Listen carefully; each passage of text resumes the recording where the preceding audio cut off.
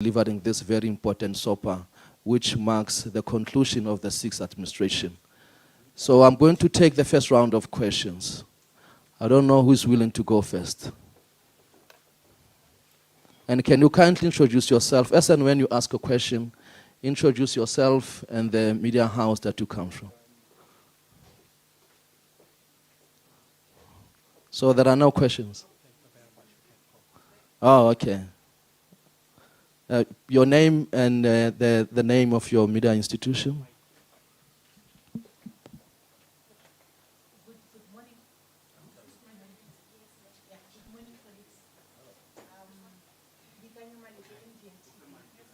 Okay. Thank you. Good morning, good morning.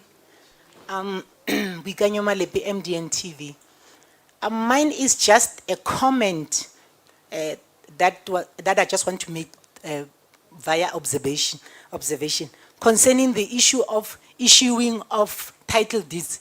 Yes, they were done, but I just want to say to the acting premier that the manner in which they were done, somehow they were not favorable to people with disabilities, because in some areas I was there and the venue that were chosen, you'd understand that they got the houses, but their condition as time goes on changes. So I just want to say in future, consider such kind of element. And another thing is the issue of water, whatever, that you are saying it's happening in Madibe. I just want the acting premier to really get his fact very straight, because I'm from Madibe and there's nothing happening in that area. I don't know if when you are saying by the end of May it's gonna be completed, I'm asking myself, how so? Because there's not even construction as we speak currently. Thank you. Okay, thanks very much. Can we have another question? Let's start with Bafa, then we'll come to you, Lebo. Good morning, my name is Bafedile Mwerane from ENCA. I would like to get clarity in terms of the municipalities' intervention. What kind of intervention are you bringing to the municipalities? Because the latest Auditor General report, it stipulates that all 22 municipalities in the Northwest did not get a clean audit. So what is it that you are bringing to the municipalities? The other one is the issue of water manipulation investigations.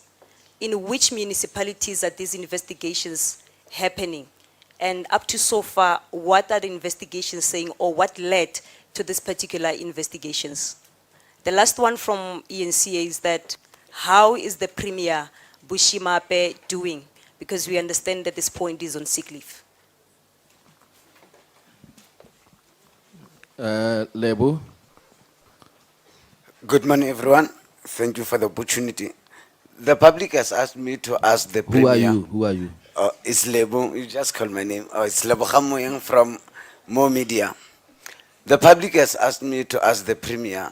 Recently, Premier Mape, when he was in Thailand, spoke that he announced that he met some prospective or potential investors for the province. They want to know what type of investments are you envisaging and what type of job opportunities are going to be created in this province. The second question is with regard to the medical faculty for the Northwest University. This has been a very politicized action, because the public wants to know, where is the medical faculty going to be constructed between the three campuses? Because at the moment when we observe, the only campus that has got ample space for that medical faculty to be erected is the one in Mahikeng. Thank you very much. Okay, can we take Obakeng?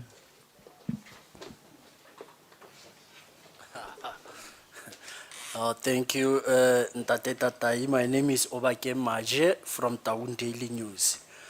The acting premier, my first question is, how are you going to deal with unemployment, especially in Northwest, as we know that the province is one of the most affected provinces across the country?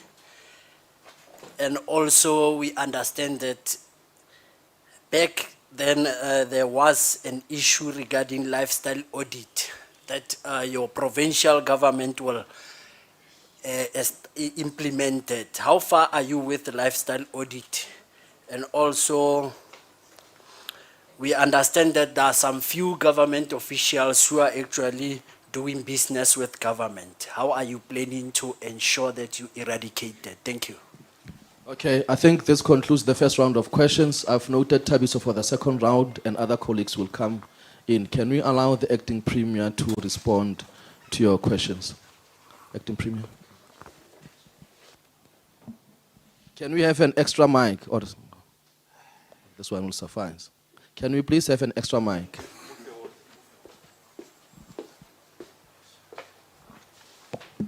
Is it working?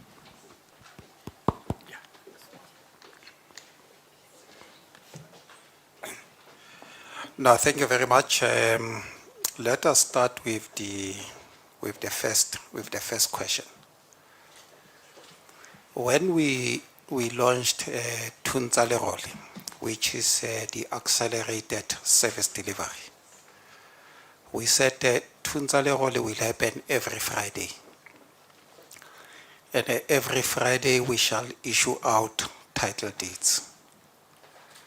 And I'm happy to announce that at the MINMEC of Human Settlement, we also took the same decision that that exercise must be done countrywide. Now, as we speak, in the whole country, all provinces, we are issuing out title deeds every Friday. Now, as it relates to people with disabilities, normally, we don't call people with disabilities to come to venues where we are issuing out those title deeds. What we do in the morning, we go to their houses. We give them those title deeds in their houses. Because we understand that some of our facilities, not only in the Northwest, but in the entire country, they might not be accessible to people with disabilities. So we go where they are. They don't have to come to us. So that's what we've been doing. So we don't have a challenge in that area. Now, the Brett's water treatment plant. And I hear you are saying you are from Madibeng, you don't see anything happening. From where I'm sitting, I move from an assumption, or I suspect you have not visited that water treatment plant. And I would want you to visit it. Go there tomorrow. The first point is that that treatment plant previously, there were local businesses, or if you like, you can say business forums and so on, who had stopped the project. And I had an opportunity to go to meet with them, with the municipality, with Mahalis Water, with Department of Water and Sanitation. I went to Madibeng, we had a session, and we have discussed the need for us to proceed with the project without hindrance, and we had appealed to local business people there that if they have an issue, they can't stop a project. If they have an issue, they must go to a boardroom, interact with relevant authorities, and address those challenges. And subsequent to that, my second meeting, I went there with the deputy minister. And from that meeting, everybody was happy and excited that government has now resolved issues that were raised by those local businessmen. That project, as we speak, is 96% complete, and we are about to complete it.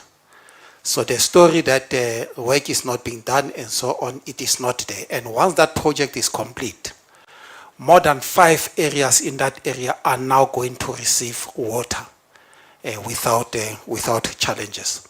But I'm inviting you to go there tomorrow. I will tell them they must share my phone with you. If you arrive there and work is not being done, you must call me. Yeah. Now, we have done 2 interventions in municipalities. Firstly, we have said we need to do a qualifications and skills audit, a project which we have started. because we have acknowledged as a provincial government that in a number of municipalities, we have officials who don't have relevant academic qualifications. And we came to a conclusion that we can't just be talking that people don't have qualifications and so on without doing some scientific work. And that is why we decided to do the skills and qualifications audit. And I did announce when I was delivering the State of the Province address that already we have already interviewed over 5,000 of municipal employees in different municipalities, and 3 municipalities, Dr. Kenneth Kaunda, Ratlo, and Tsoing, we have completed that exercise. And we are about to complete that exercise in other municipalities. And once that exercise is done, the second thing which is going to kick in is the ensuring that we assist those who might be having some qualifications but not having the necessary skills. The other one which we are going to do is to place people properly, because others might not have been placed properly. You might be having certain skills, but you are placed in a directorate that is not relevant to what you have studied and so on. So we'll undertake that exercise. And in the process, unfortunately, and I've had a very short discussion with the leadership of SAMU and COSATU on this one, that we'll have to act against those who might not have qualifications at all. We will not have an option. And I always make an example with Ditsobotla, and I don't like making this example. I hope it will be for the last time. That when we're doing work in Ditsobotla, what we discovered firstly is that the acting MM, who was appointed previously, did not have the relevant academic qualifications. And he proceeded to appoint managers without qualifications in that municipality. And that is why up until today we are having these serious challenges that we have. But we are intervening, and we are going to resolve this situation. The second intervention that we are doing is the turnaround strategy. And the turnaround strategy, amongst others, it talks to issues of governance. Because governance in some of the municipality or in most of the municipalities have collapsed. Council meetings not sitting as expected. Council committees not sitting as expected. If a council sits, what is discussed in council are not issues that they are supposed to be discussing. They are just discussing sideline issues. So we are intervening on issues of governance. The second one is on administration. It talks to the first point that I spoke about, of relevant qualifications and so on, to ensure that administratively there is stability. We attend to issues of stability in that area. The third one is revenue collection, because most of these municipalities are not collecting revenue. And as a result, they don't have money to pay people and so on, including in some instances, they don't even have money to pay workers because they are not collecting enough revenue in those institutions. Others, they depend 100% on grants. And we said we need to get into this space and begin to assist municipalities to attend to this area. The other one, they are not even paying your water boards, your ESCOM, and so on. And that's why we are having all these challenges. Now, all these teams that we have sent to these municipalities, these experts in different areas, is to assist municipalities to be able to do these 4 things that we are talking about. Or the fourth one, I did not mention. The fourth one is service delivery. Service delivery is suffering in a number of municipalities. There are water leakages all over, sewer spillages, potholes, everything. Just problems. Maintenance is not there, etc., etc. So those are the 4 key areas that we are intervening on. And once we have completed this exercise, and when a municipality is responding to these 4 areas, we'll then be able to say that municipality is stable and that municipality will be able to do what is expected of it. So those are the interventions that we are making. But we have added another point, by the way. Last year, in the department of Coxter, we recruited over 100 unemployed graduates. And we have sent those graduates to different municipalities to go and assist as well. And they are there and they are doing quite a good job and so on. And we are very excited about it. And we might want to increase the number, depending on the resources, of course. But we will get there. This is not easy, it's difficult and so on, but we are getting there, and we are getting there slowly. Some of the things are taking a bit long, because in some of the municipalities there was some resistance, by the way. When teams were getting in there, the officials will say, who are you? We can't allow you to get into this building and so on. But we have sorted those problems out through the Northwest meeting, where we meet with mayors and executive mayors and so on. Now, in my speech, I've said we are interacting with law enforcement agencies to investigate the link between this provision of water with trucks and the vandalism. Is it? Yeah, vandalism of the critical infrastructure, particularly our water infrastructure. You will recall that last year we did announce that some work was done in Ramotshele, where a number of officials were arrested for being involved in this thing of vandalizing critical infrastructure. And that is why we have said police must also investigate in other areas. We are doing so because we have a belief, but for now we can't make serious pronouncements on it. We have a belief that those who are providing these water tankers to municipalities and so on, they are deliberately destroying our infrastructure in order for them to continue to make money with water tankering. And that is why one of the key decisions that we took is that we are going to insource this thing. Municipalities must buy their own trucks, and they must provide water to our people. That must go in line with the work that we are doing to ensure that our people have water in all these areas. But unfortunately, in some instances, you will have to use trucks because it is new settlements, it is informal settlements and so on, it is not yet proclaimed, etc., etc. But people in those areas, they must get water. So you don't have an option, you'll have to use these trucks to go and provide people with water. And I'm happy that Matlosana is moving towards that, JB Marks, and Ngakamodiri Molema, and so on. So we're going to focus on ensuring that we have our own fleet in government to address some of this problem. The Premier is doing well. The Premier is doing well. The Premier is okay. He is almost there. And I wouldn't want us to go into details about the health of the Premier. I think his doctors are taking care of the situation. Very soon he'll be back at work. He's going to complete this term. He's going to complete this term. We are certain about it. And he'll be talking to you in due course. Now, all of us, including the Premier, members of the Executive Council and so on, as and when we leave the country, as and when we meet with other people and so on, we talk to them about investing in the Northwest. And the Premier might have done so when he was in Thailand, talking to other investors. We are doing so.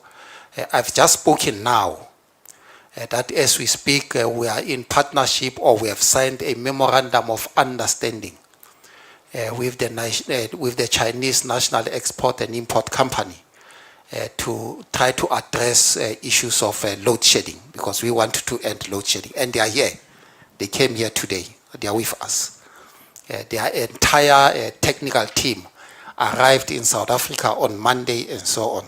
So we are working on this project. So we are talking to a number of countries, different investors to come invest in the Northwest. We had an investment dinner. Quite a lot of them were there.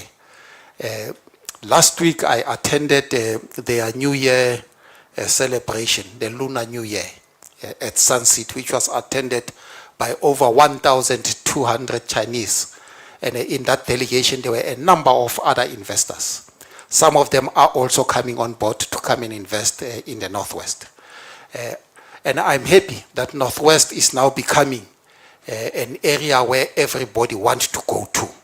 And that is why when we spoke about the importance of ensuring that the two airports are functional, we are serious about it, because we want people to fly directly from their countries to Pilanesberg into the northwest and start to invest without them flying to OR Tambo, then drive to Pilanesberg. The MEC for Health, together with the Minister of Health and so on, including the university, they will finalize on the medical faculty. And once those discussions are final and so on, we'll make the necessary pronouncements. I've always said, and I will continue to do so, we don't make pronouncements on projects that are not yet shuffle ready. And once they are shuffle ready and so on, we'll be saying to you that this project is going to Matlosana or is going to Mahikeng. And we would have done our work, would have done feasibility studies, would have done all those things, and then we'll then say, this is where we are going. So those discussions are taking place at the right time. Probably when the MEC delivers a budget vote, he will be able to talk about this issue. If you go, I think it's page, I don't know what page is it, on the speech. We have spoken about unemployment.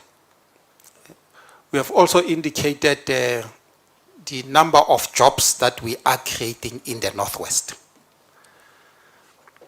The gas to power project, for an example, is going to yield over 20,000 jobs in the Northwest once it is completed. Because going to Matlosana, by the way, the 198 megawatts which we are going to put into the grid is just the first phase. The second phase, we must go to Moses Kotane, which we are going to do the same, and so on. But the Chinese government, including the Chinese company, are saying they are able to assist us with over 4,000 megawatts of electricity.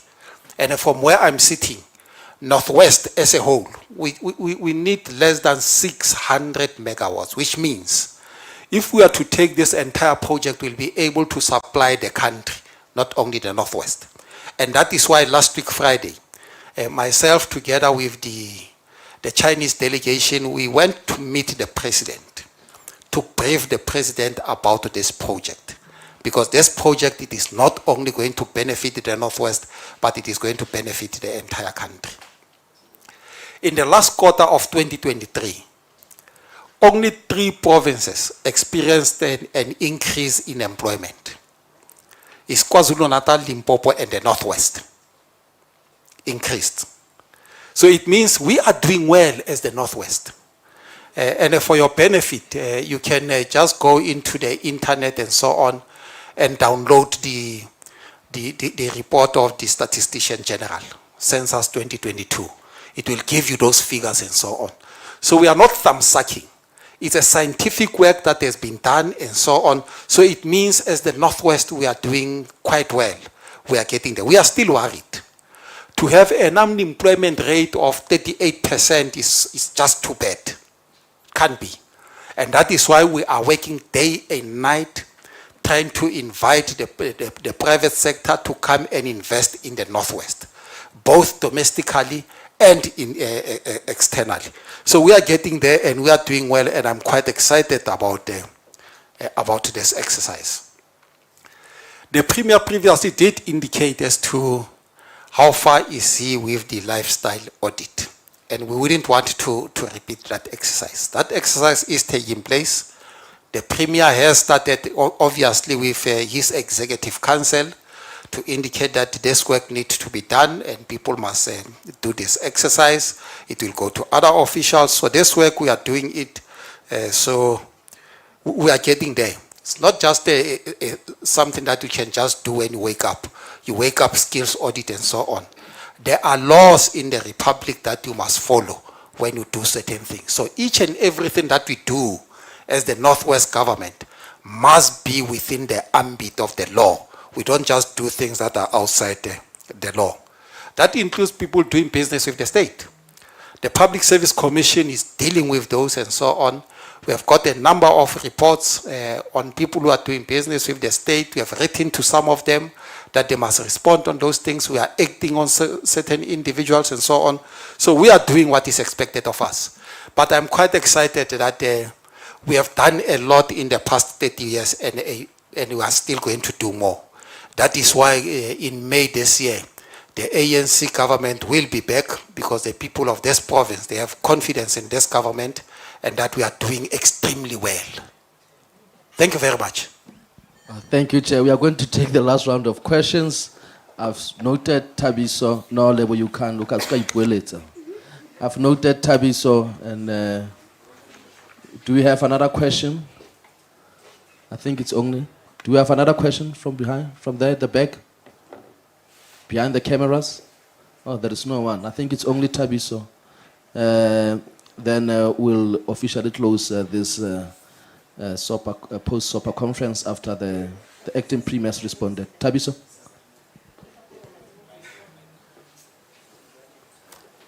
Good afternoon. Maybe I can ask 5 because I'm the only one. Is it fine? No, 2. Okay, 2. All right. The first one is just a follow-up on the issue of vandalism of water infrastructure in the province. Maybe, Premier, if you can just expand on that, talk to us about the extent of the problem or vandalism of this water infrastructure, because people are struggling with water in many municipalities across the province. And my second point is about the pronouncement that was made by the Premier. Your department, Coxter department, was directed to conduct assessment of performance of all contractors in the province. Maybe you can just update us on that, how many have been blacklisted, if there is any. Thank you so much.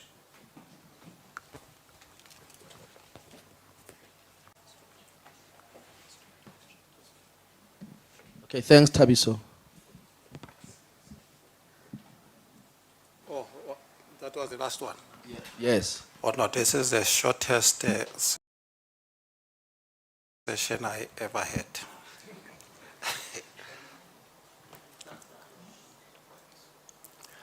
Now, I want to to answer this question by making an example.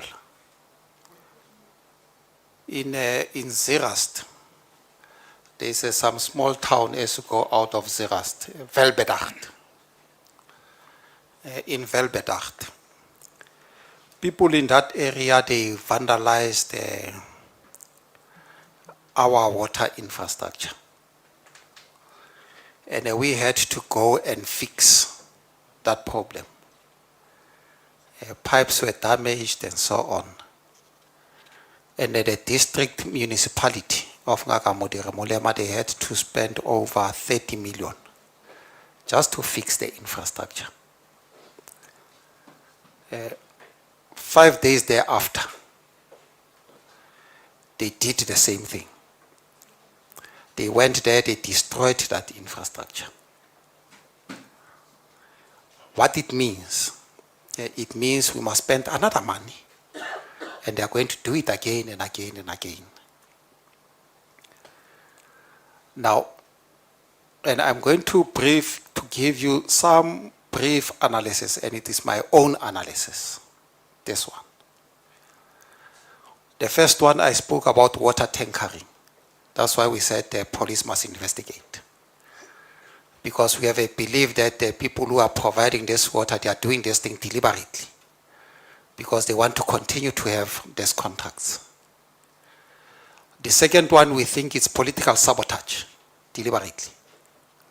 Because people know that once our people don't have water, and so they're going to be very angry. And they're going to direct their anger to the ANC-led government. Or we are not providing water, they've been sitting without water for more than a month and so on. So it's just to make sure that people lose confidence in the African National Congress. And we think that must be investigated. Okay, it's still an allegation, it needs an investigation. But we think there's a hand in this thing. Because it is not possible that normal people, peace-loving South Africans, can just go and destroy water infrastructure. It is not possible. It means somebody has got some agenda as to why is he or she doing this thing. That is why it is important for us to investigate this thing and to deal with this thing. Because once we procure our own trucks and so on, it does not suggest that vandalism will stop. it means there might be other things that might happen. That's why this investigation must be broadened. It must go beyond this allegation that it might be these people who are providing this tax and so on. But we are getting into that space. We are going to work on it and so on. We are from both the Lekgotla of the ruling party, which is the African National Congress, including the Lekgotla of the Executive Council. One of the things that we have discussed in that Lekgotla was securing our own infrastructure. We have limited resources and so on, but this infrastructure must be secured. We'll have to talk, amongst others, also to the president and to the minister responsible, that we might want to bring in the army to do this work. This is bad, what is happening. And let me also go to the issue of electricity. I went to a municipality called JB Max. An organization called AfriForum. They called me, they said to me, we want to have a session with you. And I went to that meeting. They said to me, in JB Max, we have cameras all over. What is clear is that people are deliberately stealing cables, they are deliberately stealing transformers and so on. And they're doing this thing continuously, just to make sure that our people don't have electricity. And once there is no electricity, there is no power. It means there won't be water. Because for those pumps to work, you need power, you need to pump in those pump stations. So you have that particular challenge. They showed me pictures, photos of what these people are doing. And some of them are foreigners, by the way. Some of them are foreigners who are doing this thing and so on. And I had to call a meeting there and there with the executive mayor in that area, the municipal manager, the provincial commissioner, and other security companies around that area. And I said, here we'll have to work together. Because police can't do this work on their own alone. All the security companies must come on board. We must forget our political differences. We must forget that the acting premier is a member of the ANC and a chairperson of the ANC. And forget that that other fellow is a member of AfriForum. All of us, we are South Africans, and this thing is affecting all of us, irrespective of our political affiliation. So we need to start a process of engaging everybody, because we need to defeat these people. Otherwise, if we don't do so, our country is going to be in serious trouble. Our economy is going to go down. People are going to be unemployed. We are going to have just serious challenges all over. And we can't allow this situation to persist. So we must do something about it, and we must do it as quickly as possible. Now, there are a lot of contractors, of course, who are not doing what is expected of them. And I've said in one meeting with the HODs, including the DG, that there is one thing that I don't understand. What makes us to appoint people who don't have the capacity to can do work? Why are we doing it? And the unfortunate thing is that as politicians, we are prohibited from interfering with your supply chain management processes. We can't do anything. All these committees must take decisions and so on, and at the end, because we must play an oversight role as politicians, we then discover that these contractors who have been appointed, they don't even have the capacity to can do this work. The only thing that we can do is to shout. After shouting is to fire some of these officials and so on, but this thing is persisting, which is a serious problem. As we speak, we have terminated about 20 contractors, about 20 of them in the Northwest, who are not performing and so on. But others are still not performing. I'm going to Nelson Mandela Road from here. A road which we were assured last year that it will be completed by December. In actual fact, they said by December it will just be road markings. They said we are completing it in November, by December it will just be road markings. As we speak, that road is not completed. And who are you blaming? It's us who are being blamed, the ANC-led government. We are not blaming this fellow that we have appointed, who said to us he has got the capacity and so on, he can do this work, the next thing he does not do this work. And there is one project, by the way, which makes me very angry. Because as we speak, that thing has affected the economy of Mahikeng. It has affected business in this area. And the people think that as the ANC will be, we are happy about that. We are not happy about that. We are pissed off. We are very angry. That is why I'm going to meet this contractor. It is not us, by the way. This thing is not insourced. It is outsourced. It is not us who are fixing roads. We are appointing these contractors to go and fix these roads on our behalf. And what they do, they then mess up. And we are the ones to be blamed. But these are the things that we are attending to and so on. And by the way, we'll show no mercy. We'll show no mercy to people who are taking us for a ride. Thank you very much. Thanks very much, colleagues. It has been a pleasure. No, we are done. The press is done. We need to rush to Nelson Mandela Drive now. I think more questions. I think we can take more questions at the Nelson Mandela Drive. Thanks very much, colleagues. Enjoy the rest of your day.